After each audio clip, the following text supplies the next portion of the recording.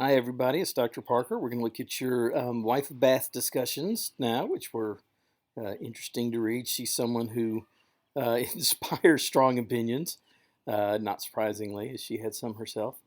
And you all had strong opinions too, which is great. So we'll start. What am I doing? We'll start with Callie's because it was the first one to come in. Do you think the wife has kept her sex life within marriages? Yeah, this is a big question because certainly she claims that she does. And part of her rationale, she says, for marrying so often is to do that. But of course, she's, not the most reliable of narrators, I don't think. So, uh, and of course, this question is pure speculation, but that's what I asked you to do. You say that the way she talks about sex, we're led to believe this comes from her marriages. Uh, she clearly has eyes for another man by the time she's at her fourth husband's funeral. And in fact, yeah, he was the one she had talked to ahead of time, even before her husband, I think, was even sick, and said, if anything happens to him, you're next. Excuse me.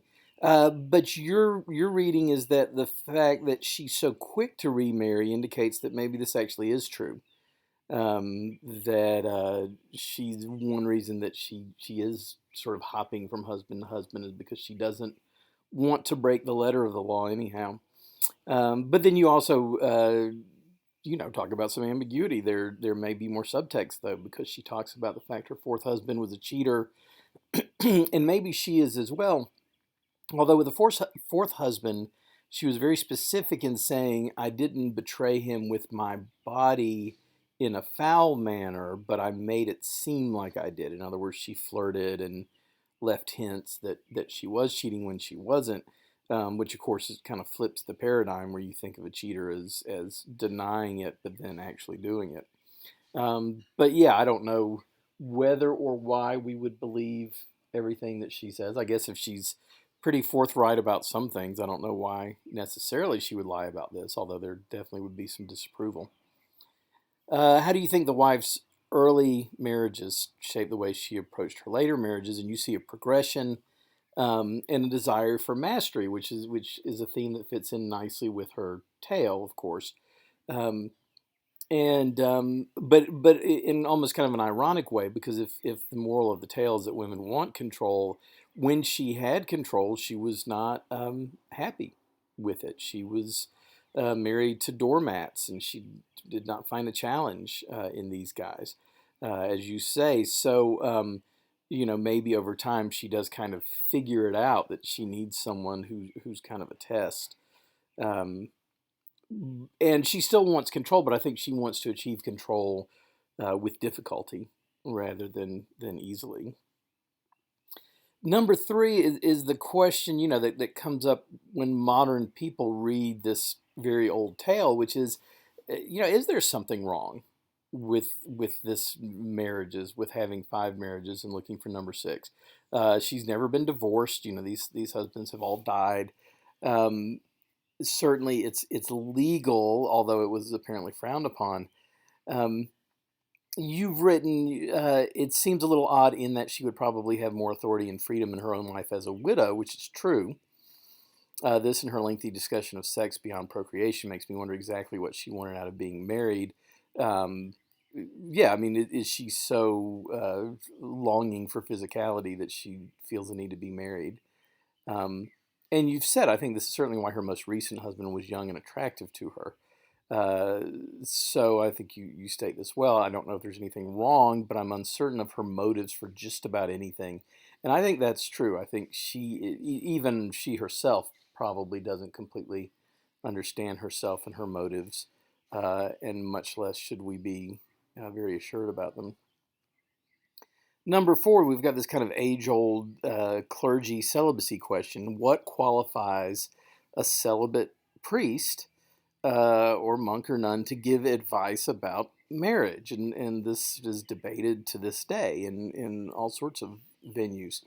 Um, Certainly, the wife has had more experience on what a marriage is like due to having had five marriages. And as you say, certainly she has a fuller understanding than a clergyman. However, it is clear the wife doesn't totally understand it in all its proper perspective. I think someone else in the group talks about the idea that a clergyman can be objective, can stand sort of outside of it and not be kind of caught in the throes of it. And there's certainly a lot of argument in favor of that. You said, I think that since she married so young, that's probably a skewed perception, which I agree. Um, Additionally, I'm not sure that women during this time were always able to experience marriage in the ways it was intended to be. And while I'm not sure that letter for letter everybody has a complete agreement on what a marriage is quote intended to be, certainly a non-abusive, mutually respectful marriage is hard to argue with. I think you're going to be pleased with Chaucer after this tale. Then we're going to see the Nun's Priest tale. Then we're going to see the Clerk's tale, which is an extreme example, kind of in the other direction of a completely obedient wife. We're going to end up on the Franklin's tale, and I think you're going to be happy with marriage as it's presented in the Franklin's tale, because it's a lot like a 21st century marriage, in view of sort of equality and respect and things like that. Is the old lady right about what women really want? And it's funny that from the women in this class, I got different answers to this. So I don't know. You've said, I think the lady's correct. The very fact that all the women are trying to nail down what women want points to that concept. That's a really meta and interesting point, is the fact that they don't know what they want gives some indication that what they want is some kind of surety or control. Um, the ladies probably do know, and they may be hoping for something that's a little easier to obtain than mastery over their lives. Yeah, so you're positing the interesting idea that maybe that's such a pie in the sky idea to them that they don't even put it out there as a possibility, the possibility of having some kind of volition in their own lives. Um, Julie says, you make a good argument about the wife not having sex outside marriage. I argued I think she did, because of how much she denied it. But your point about having eyes for the fifth makes me reconsider. Um, yeah, I don't know. They're both good cases because, yeah, Callie, Julie, rather, your argument, which is the kind of the lady doth protest too much, I think makes good sense. Why does she bother to keep saying over and over again, but I sure didn't do this thing, if she didn't feel some sort of sense of guilt? On the other hand, this kind of hopping from marriage to marriage so quickly. So I just don't know. I mean, how much? I don't know. Like I said, we don't know how much to believe her. I don't even know how much she even is clear on what she has and has not done in her life. I don't know. Um, Susanna talks about the metaphor in 333 to 335, and we'll get back to that because that comes up again. Um, Number four, Susanna, I like your comment. Come to think of it, are either the wife or the clergyman able to speak well to the subject? Yeah, on the one hand, as somebody who's never been married, it's hard to know how to take them seriously. On the other hand, someone who's been married over and over and over again, and of course, we would tend to associate that with divorce. Um, so it would maybe take on a little different coloration, but clearly the wife has had problematic marriages. So would you rather listen to someone who's had five bad marriages or someone who's had no marriages? And um, it's hard to know which one you would want to do. I like your comment here. Where she's doing marriage a lot, but not well. So she's in the trenches, but that doesn't necessarily mean she uh, knows how to best conduct herself. All right, so going to Sarah Ann's response, excuse me. Number one, has she kept her sex within marriage? She certainly seems interested in talking about her adventures. Um, and Yeah, I think, and you get to the heart of this a little bit too.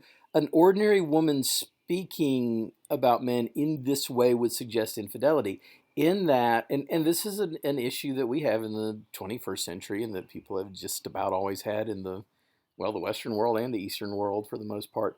Um, a woman who is able to and anxious to talk about sex without blushing or acting ashamed or acting bashful, even though the sex that she's talking about is within marriage, still seems uh, promiscuous in a way. That this is the standard that we have, or the double standard we have, is that women are. I mean, I guess we've at least gotten to the point where we can acknowledge that women can and should enjoy sex, but the idea of talking about it, of being sort of forthright about it, automatically makes her suspect. So if you know a woman from your church and you're in Sunday school class and she says, "Boy, my husband and I, we have the most fun in bed. We have the most exciting uh, sexual adventures, and you should see what he was wearing," like stuff like that. It just would raise eyebrows. It just would. I can't imagine a scenario where it wouldn't. I think that, and then take this back, 700 years on top of that. So I think that she just seems suspect. It's just very hard to imagine that she's never been unfaithful. Um, but certainly she might have been unfaithful. Um, but she might not have been. Then again, as you say, all evidence suggests the wife has kept her sex life within her marriages. So you sort of say I wouldn't be surprised either way. She certainly is sex obsessed, and it's being someone who teaches undergraduates at a Christian university, I can I can vouch for the fact that they're all sex obsessed. Some of them are obsessed with not having it, and some of them are obsessed with having it. But there are very few that are indifferent towards it. And the wife seems to have that kind of arrested development where she's kind of stuck in 17-year-old girl mode, thinking about it and talking about it all the time to the exclusion of almost everything else. Number two, yeah, is she doing anything wrong by being married so much? And you make a really good point. I wonder if being married at such an early age makes her think she has to be married, and that her identity lies in her marriages. And that's right. I mean, if you've been a wife since you were 12, once you cease to be a wife, then who are you? That she doesn't have a sense of self that's not tied up with being a wife to someone, and it can be different people at different times. But and you say I've seen women who move from relationship to relationship with men, and they can't seem to help themselves. And I could say the same thing. I know just lovely, smart, good young women in college, but they cannot be without a boyfriend. I mean, they will figure out some way to get one within a couple of weeks of breaking up, and they identify through their man. And I think that, and of course, this is a culture in the wife's case that demands that you identify yourself by your man, whether it's your father or your husband or your brother or your I guess if you're a nun through Christ, but that's rare enough. And also, as you point out, yeah, there's no dating. There's no dating in Chaucer's day. You either through your parents, there's an arrangement made, or through some other method, but you don't sort of go out with someone and try them out and see if they're a match with you. Number three, you say you have hinted at this in your previous answer, but yes, she has unhealthy signs of dependency, even though she proclaims that she's in control. And in some ways, she's in control, but it's a dependency of the controller and the controlled. I mean, she depends on the person that she is ostensibly steering. She's very focused on being marriage after each marriage, and she readily marries again and again, trying to find someone who'll stay with her throughout her life. Um, and she doesn't know much about herself besides the fact that she enjoys being a wife. That's right. Um, Although I will say, I mean, the one thing I will say, and I've thought about this before, is she does seem to be having a good time on the pilgrimage. She's not married right this minute, and yet that doesn't make her into a, withdrawn, quiet, shy little thing. Now, it may be that this is just brave behavior she's putting on in order to attract a man, and I think there's a good chance that that's the case. Um, but I don't know. I mean, but she doesn't seem like she's melancholy or depressed or bitter. She's just kind of happily in her holding pattern until the next one comes along. Authority, who has authority, number four, you say the wife has authority when speaking about marriage because she's been with so many men. And I like your point here. Women who've dated various men can speak only to certain aspects of a relationship, while women who have been married can speak to many aspects. Right, because if you've dated, and as you pointed out, they don't have a dating culture, so there wouldn't be an equivalency to compare. But it's not like she just sees these guys one night on the weekend and whatever. She knows, I guess, everything about them as much as medieval marriage allowed. And the habits of men that vary and the habits of men that are the same. Right, she's kind of sketched out an idea of what the species is like. Because her five men may have done this one thing differently, but here's something they had in common. And this gives her a good ability to sort of read and appeal to men. Um, However, there are issues in each of her marriages that don't reflect the way that marriages are laid out in the Bible. Um, right. I mean, it's certainly, even though she uses scripture as an authority for some of her ideas, she doesn't have, I think, what anybody would call a really scriptural idea of marriage. She's trying to follow the letter of the law, maybe, but not the spirit of the law in the most profound sense. On the other hand, a clergyman doesn't know about daily living with another or with someone of the opposite sex. Um, but if he does have his sort of teaching down and his scripture down, he at least could offer um, a good biblical perspective, you say, and I think that that's right. The verses that we all know, that the man is to love the wife as Christ loves the church, and that this is a sacrificial type of relationship. The wife doesn't get it. She doesn't get that kind of level of commitment. And as I've said in kind of a preview of coming attractions, the Franklin's Tale is where you're going to see Chaucer kind of parse out that sort of relationship. And if we talk about the stories in the marriage group, we usually talk about the Franklin's Tale as being the solution to the various problems that are kind of put forward. What do women want? The old lady is at least a little bit right. Although personally, I would hope my desires in a relationship do not amount to having control over my husband. Right, and that's an interesting point because the tale says women want control over themselves. The wife of Bath seems to think that that involves controlling her husband. And since she is in marriages with controlling men, the last couple of them, I suppose that there's a degree to which that's true, but she doesn't seem to be able to see a boundary between having self determination and determination over her husband. Um, right, women as manipulators, that's an old stereotype that is born out of this world where um, you don't have licit control when woman doesn't have sort of any kind of rule driven control, so they have to control through manipulation and things like that, and that's part of the misogynistic stereotype. But there's also something of truth in it, in that women had no other means of control. So whether it was sexual manipulation or just sort of guilt manipulation or whatever, they had to learn how to do things kind of surreptitiously. Are we absolutely sure that Guinevere and her ladies don't already know the answer to the question? No, we're not sure. The women often ask questions they already know the answer to. Um, yes, honey, do you love me? Does this make me look fat, etc.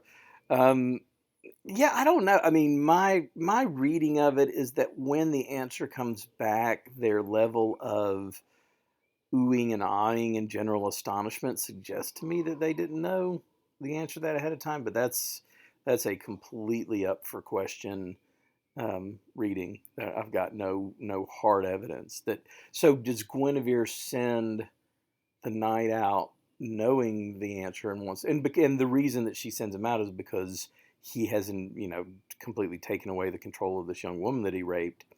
Um, that's possible. I think you could, if you were a director doing this on stage, I think you could make that choice, and it would be perfectly acceptable and interesting.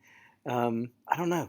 I don't know what I think. I mean, I think the fact that he goes around for a year and talks to woman after woman after woman, and none of them seem to agree on what the answer is, suggests that there's at least some confusion in the female community. Um, but that may be different than the world of Guinevere and her courtly ladies. So that's a good question. I don't know the answer to that really. Callie agrees with me that you made a good point at number two because of her early marriage. Um, and she likes your answer to number four, where you capture the tension of experience versus authority, which is very much uh, up for grabs in a lot of Chaucer, not in the Nun's Priest Tale too. Chaucer's very concerned with this idea of experience versus authority. If you think back to the dream visions where you had poor little Geoffrey who wanted so badly to write about love but never had been in love. He has no experience, but he had the weight of authority in terms of all these books that he had read. He doesn't seem to come out well. So I don't know. Chaucer may be getting us lined up for being on the side of experience here, but I don't know. Susanna number two. Yeah, her early marriage, she is very young. Her only sense of purpose comes from marriage. I'd recommend she get a few big dogs. Yeah, that'll certainly prepare you for a man or for having to control something. The other alternative is she could get a lot of cats and be that lady. Um, she's ready for livestock maybe, but not men yet. Number four, I wonder if she thinks marriage is the one thing that she's good at. I think that is very possible. And again, we've talked about this, but the fact that she's called the wife of Bath and not the weaver of Bath is indicative that this is her profession. This is her job. As you say, it's what she's good at. And so, one of the joys of life is finding something you're good at and then doing it. So, in a weird way, this may just be the way that she makes herself happy. Number five, yeah, is right. Going to this question of do the ladies really know the answer to their question? Um, is Guinevere supposed to represent the epitome of romance and femininity and doesn't know what she wants? What does this say about the nation or young women in general? Certainly, it speaks to some female stereotypes.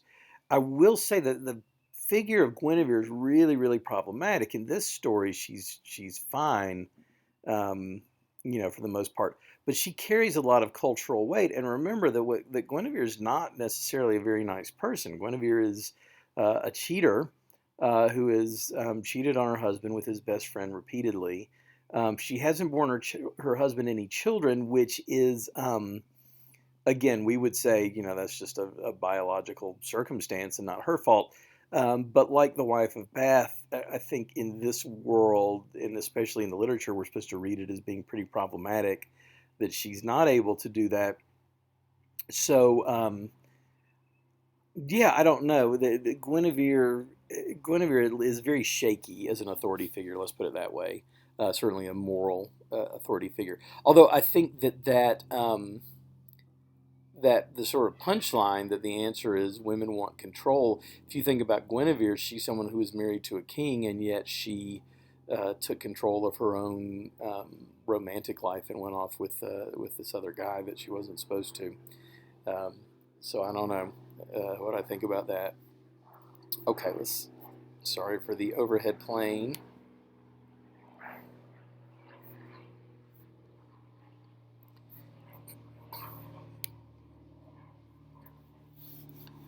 Look at Becca's response here. Right, number one, I got the impression for the wife, sex life and married life are different and mostly separate. Um, and then you end up saying that the wife did not admit any infidelities out loud, or at least, no, I think you're right. I don't think there's anything written down where she admits anything. I can imagine she wouldn't have been above doing so to meet a biological need. Um, yeah, it's hard to believe that, say, 21-year-old Allison, wife of Bath Allison, who was married to some old man who could scarcely perform, wouldn't at least consider it. Although she does have sex even with those husbands to the point where she tortures them with it, she wears them out with it. Um, but yeah, I find it hard to believe that she. I mean, I think she would think about it now. Whether or not she would actually do it, I don't know. But it seems hard to believe that she's above it. Number two, I think being married from a young age taught her to look out for herself. She learned how to handle her husbands, ensuring she had as much control as was possible. And she is right. She is clever. She is observant. She does know things. She's not anybody's dummy. So I think you're right. She figured out how to be a wife who could be that and still get what she needed out of life. Um, was she married too many times? To each his own, you say. I'm sure there are plenty of people that are horrified in her time and still would be horrified with the same situation today. And I, think back to like, I don't remember how many times Elizabeth Taylor was married, but that was always a big deal. Anybody we find out's been married over and over again, there's always a little cloud over that person. But as you say, she's got very few options, and she made the best out of probably what could have been a difficult life. And she's unapologetic. I mean, that's the thing. You can admire her for being unapologetic, or you can be horrified at her for being shameless. And those two words are more or less synonyms. In general, people like the wife. She's an attractive personality. She does her own thing. She's certainly not without sin, but she's also the first one to point these things out. Number four, the wife does have rich experience in marriage, but it consists mainly of reading people, knowing how to manipulate her husbands and manipulate situations. However, despite her many marriages, she knows little to nothing of the teamwork stuff.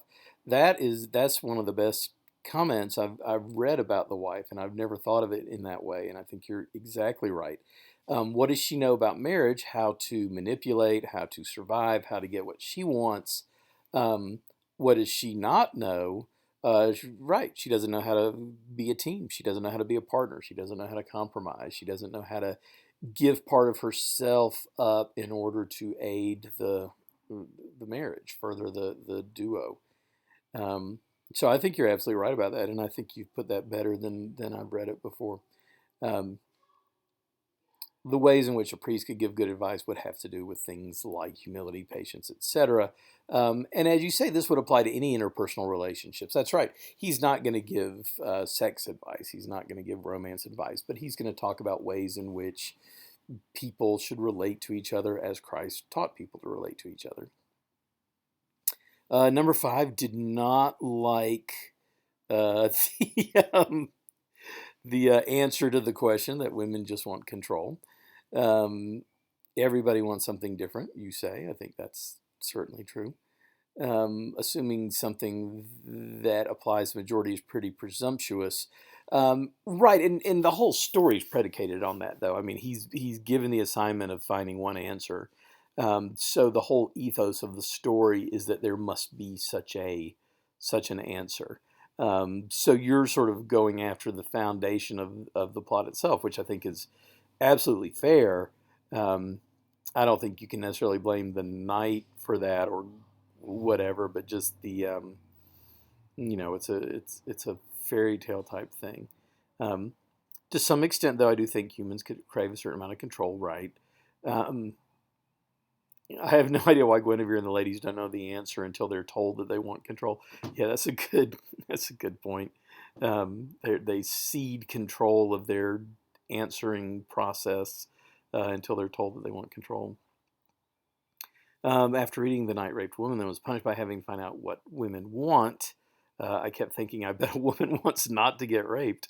Um, yeah, and you can't get past rape. And right, and I don't, this is Chaucer writing in the 14th century, not for people who are living in the modern world who have better sense than to put things out there in those terms.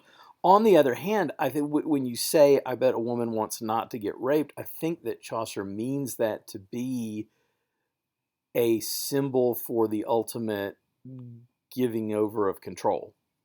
That the most graphic way you can remove control from a woman is by raping her. And so even though it's a horrific, like I said, I think a lot of this has to do with the wife. I think the wife probably has murkier borders between sex and violence and force than I hope that we do. Um, but overall, I think that the rape is emblematic of what the male part of society did to women in all aspects of their lives, which was to give them utterly no choice whatsoever. Um, Knowing his punishment would be death, he should have been happy, and yet he was miserable. And I think he's miserable because he doesn't think he's going to get the answer, and he's going to die anyway. And he can't really enjoy his year off because it's spent in anxiety trying to figure it out. Um, yeah, why does he get to have a happy ever after? Yeah, I don't know. Why does anybody in a fairy tale get to have a happy ever after? I suppose that what we're supposed to take away is he learned that women deserve and desire control. And not only did he learn it intellectually, but he demonstrated it by giving the old hag control over what her look was going to be, or what her personality and her appearance was going to be. Um, I don't know if that earns him a happily ever after, but I think it's supposed to indicate that he has reformed, that he's a different person than the person who committed that rape at the beginning of the story. Um, but is it offensive? Oh, sure.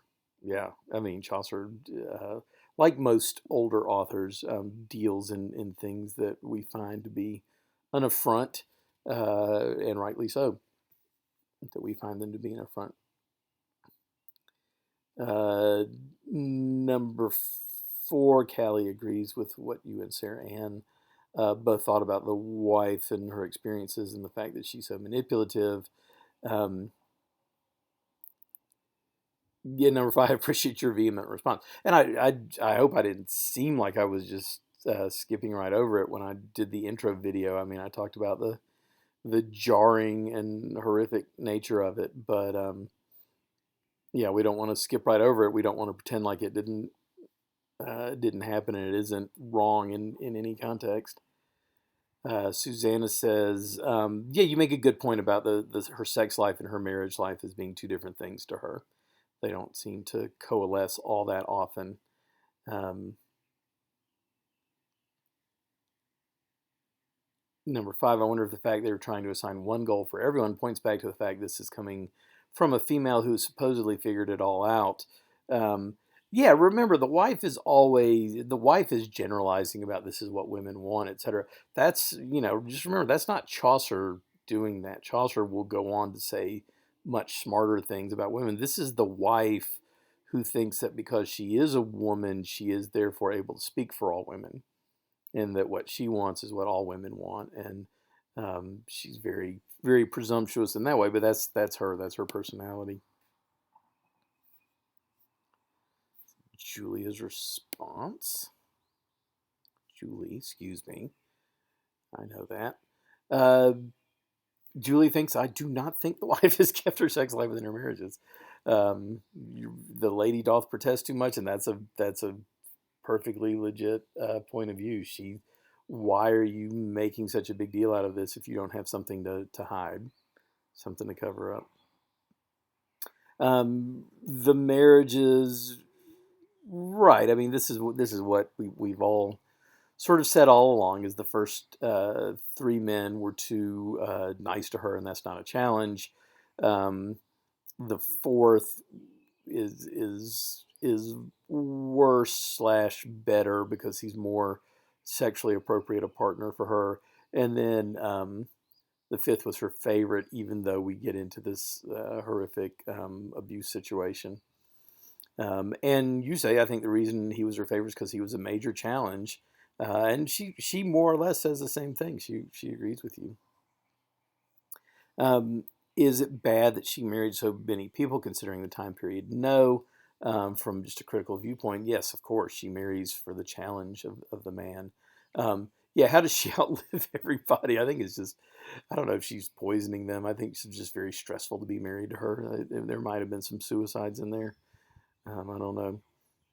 Uh, Number four, and right, and you say the same thing that Becca said, which is that her experience in marriage has given her knowledge of how to manipulate, um, but they've not done anything to sort of teach her about compromise and love and teamwork and all of those things. And a celibate clergyman does have training in how to give marriage advice. And just taking a scriptural marriage model, he's got something pretty good to go with.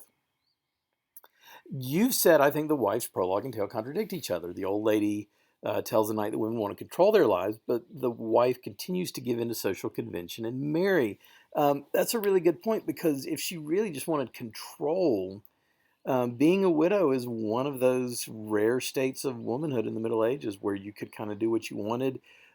Even right now, at the point she's telling this story, she has got money, clearly, because she travels all over the place and she's inherited from all these husbands and doesn't have children that she's having to take care of. She has a business. She's a weaver, and she's very good at it. And she's having a good time on this trip. So if really what she wants is control, why does she then say, I've had 5 husbands and welcome number 6?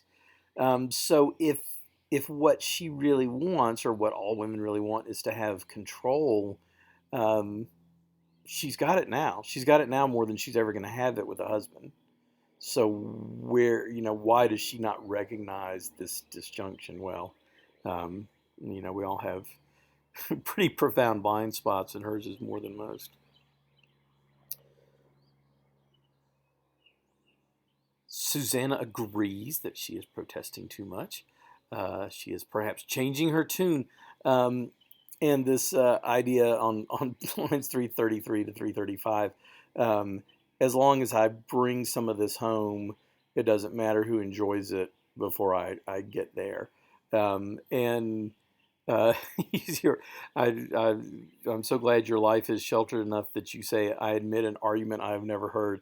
I have heard people make such arguments, and they're awful arguments from pretty awful people. But this idea that, I'm not denying it to my husband, therefore I can put it out there for whomever else. And number 3, no, I don't think she's probably breaking anybody's neck, but who knows?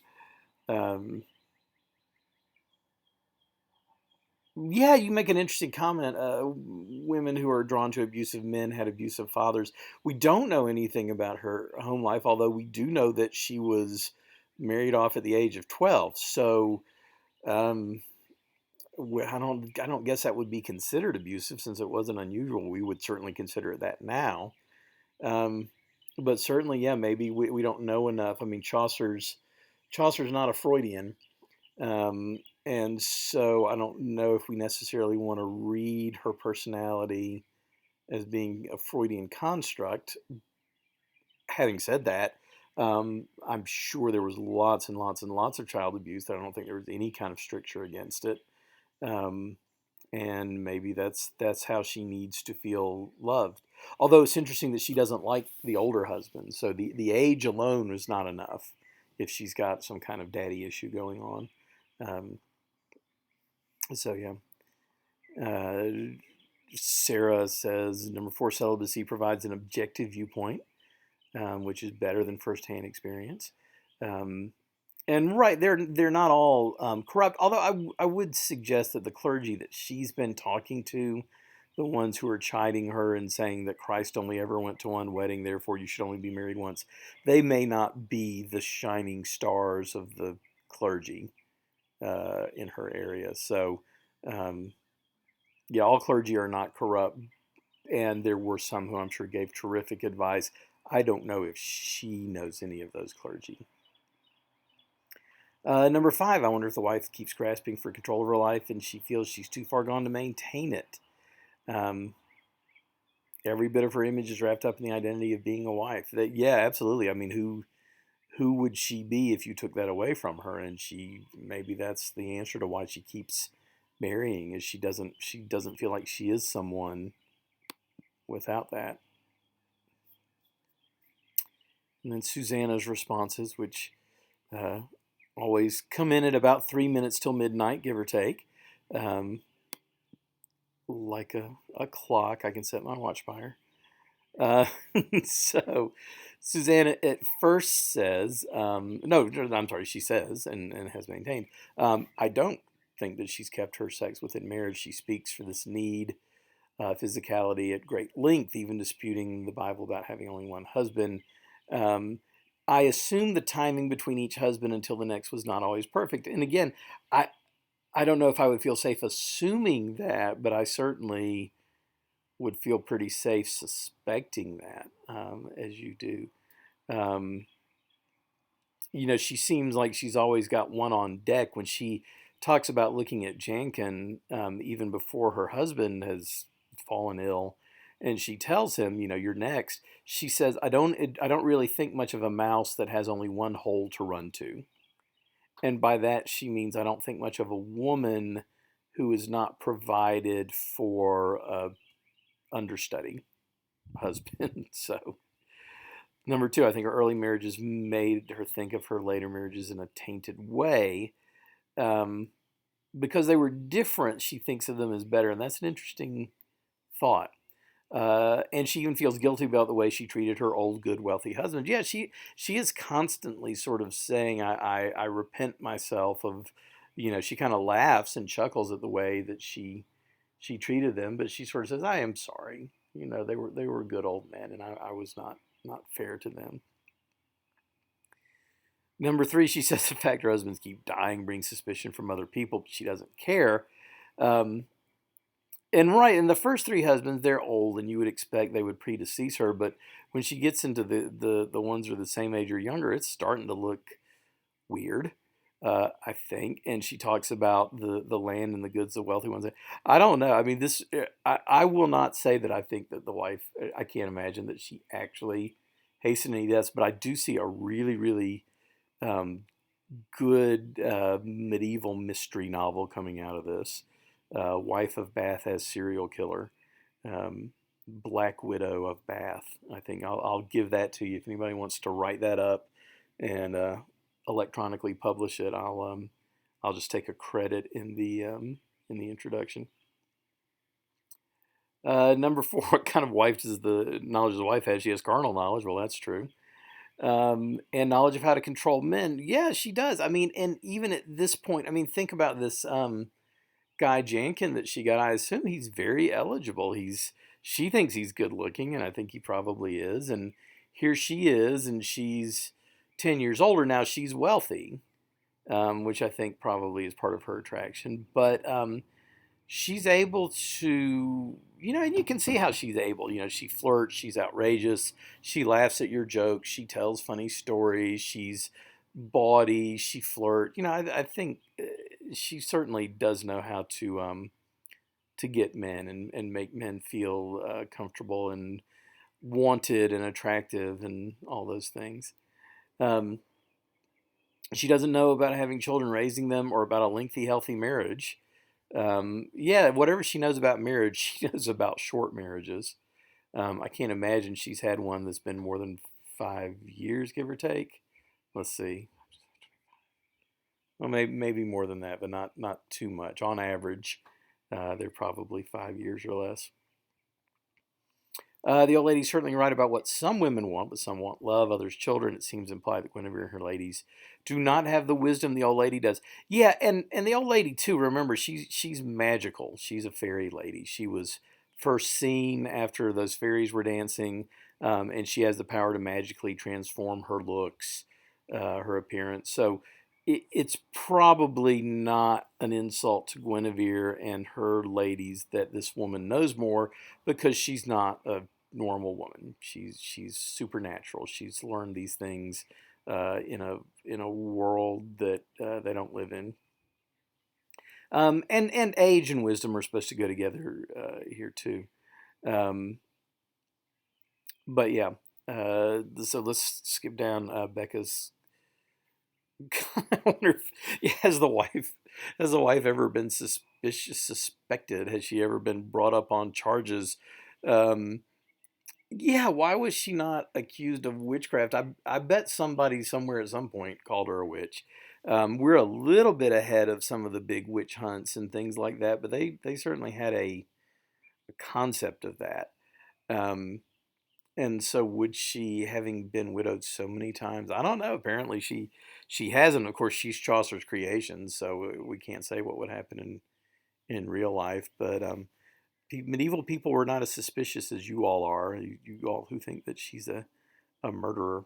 And Becca, of course, agrees because this is very much what she said, that she likes that you pointed out this is only what some women want. The stereotype, as you mentioned, is that all women are emotional and don't make decisions based on reason. Um, right, and that's true, but it's also the case that women did have precious little control. So when they had so little, it might have been a more widespread desire than it is now because I think, fortunately, I think a lot of people do have as much control as anybody has over their life, which who knows how much that is. Sarah Ann loves that you are certain that the wife is a big cheater. Uh, let's let's get her. Number two, it's interesting you said her earlier marriages tainted her later ones. Yeah, and that is a good point, and I'll agree with Sarah Ann there that she's forever going to see marriage through the lens of that, that first marriage she had when she was 12. Good heavens, how could you possibly hope to have any kind of healthy idea of what sort of a teamwork type marriage is if you're 12 and married to a guy who's probably 50 or 60. Um, I wonder too if she looks back on those earlier marriages and sees she had more control. Yeah, she talks about how, and we've said this, but how much she wants control. But really, that's when she had control within marriage. Um, Number four, I didn't previously consider the wife of Bath being lust driven. Um, Oh yeah, she is. She says, I'm ruled by Venus and Mars. She has the gap between her front teeth. We're supposed to read her, and she reads herself as being less driven. Um, and maybe she's even underestimating herself by thinking that, but it seems to be what's operating. Um, if she had not been married so many times, beginning with her first marriage, would she let the physical passions navigate her life? I think right, and this is what you're saying that Chaucer has done. I think one way to read this, if you want to, is here is someone who's governed by her physical passions, her appetites, and she is struggling and trying to find a way to take care of that in a godly way, if not a completely holy way, at least in a way that is allowed under the law. And you could read her as being kind of virtuous in that way. I mean, I don't know if that's how I read it, but potentially kind of virtuous in that she knows this is what her driving force is. She knows she's not going to be a nun. She's not going to be celibate. So she is doing what she needs to do for herself in the way that the church allows, if doesn't applaud. So I don't know. Yeah, the wife is great. She always inspires a lot of conversation, and you guys certainly had a lot of interesting things and good things to say about her. So I appreciate that. I will be interested to see what you think of the Nun's Priest Tale, and I will post you a video and then some questions about that pretty soon. I hope you're having a good weekend, and I will talk with you soon.